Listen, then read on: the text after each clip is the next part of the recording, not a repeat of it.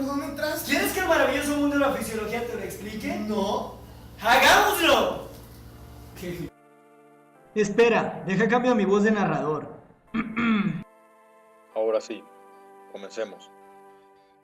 La gustación es producida por quimiorreceptores que responden a moléculas disueltas en la lengua. Estas sustancias se encuentran en el alimento y las bebidas. Los quimiorreceptores están en las papilas gustativas que se localizan en la superficie dorsal de la lengua. Cada papila consta de 50 a 100 células epiteliales especializadas con microvellosidades largas que llegan al exterior por el poro gustativo.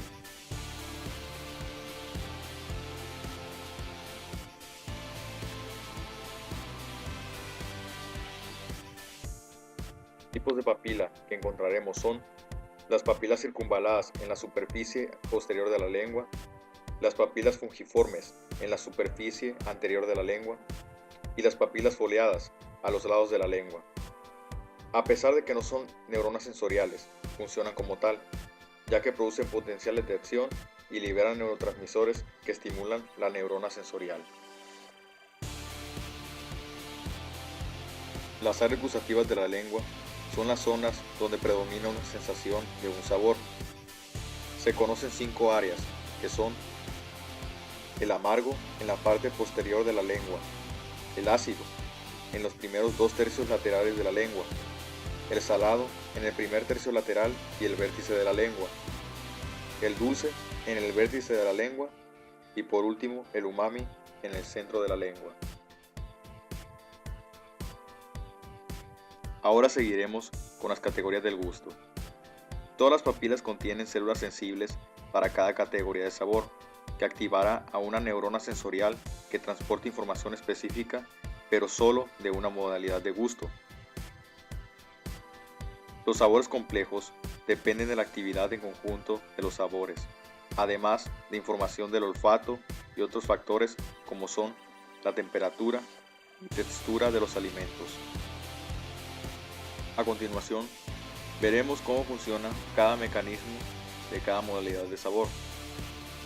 En el sabor salado, se percibe la unión y el paso de iones sodio u otros cationes por los canales específicos en la membrana apical de la célula receptora de sabor salado. Con entrada de sodio, se despolariza la célula, lo que provoca la apertura de canales de calcio y con ello la liberación del neurotransmisor y la estimulación de la neurona sensorial. El anión relacionado con el sodio modificará el grado de salado que se percibirá.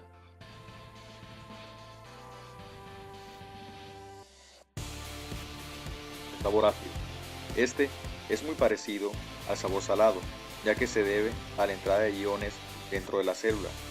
En este caso, se debe a la presencia de iones hidrógeno que al entrar a la célula la despolarizará y con ello se abrirán los canales de calcio.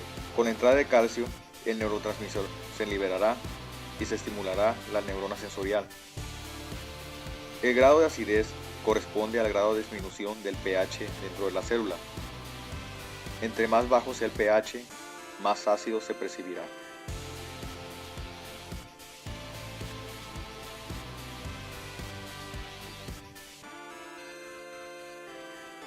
El sabor dulce se da por unión de moléculas orgánicas, pero en particular azúcares, a receptores asociados a proteínas G, lo que activa el sistema de segundo mensajero, que en este caso es el adenilato ciclasa, que produce el aumento de AMP cíclico, lo que promueve la despolarización por cierre de canales de potasio que estaban previamente abiertos, haciendo que el retículo endoplásmico libere calcio y con ello el neurotransmisor. El umami funciona igual al mecanismo del dulce, solo que aquí los receptores se activarán por unión de aminoácidos como el L-glutamato y el L-aspartato. Esto evoca una sensación sabrosa como a carne.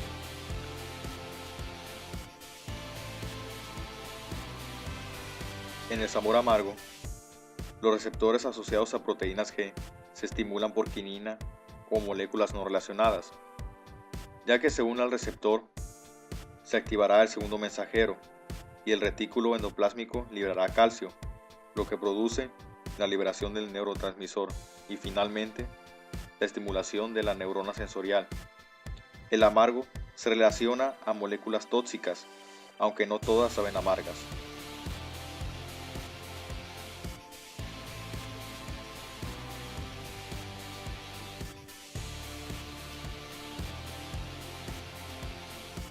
El gusto se transmite desde las papilas gustativas, desde las fungiformes por el nervio facial, a través de la rama cuerda del tímpano, y desde las foliadas o circunvaladas mediante el glosofaringio.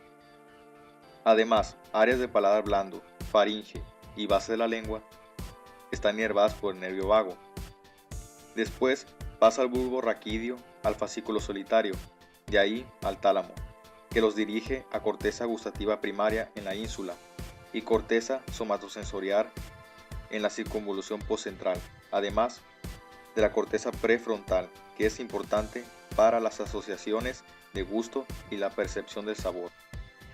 Y así es como funciona el sentido del gusto. Ya vete de mi casa. Eres tan gracioso, pequeño Jimmy. ¡Mamá!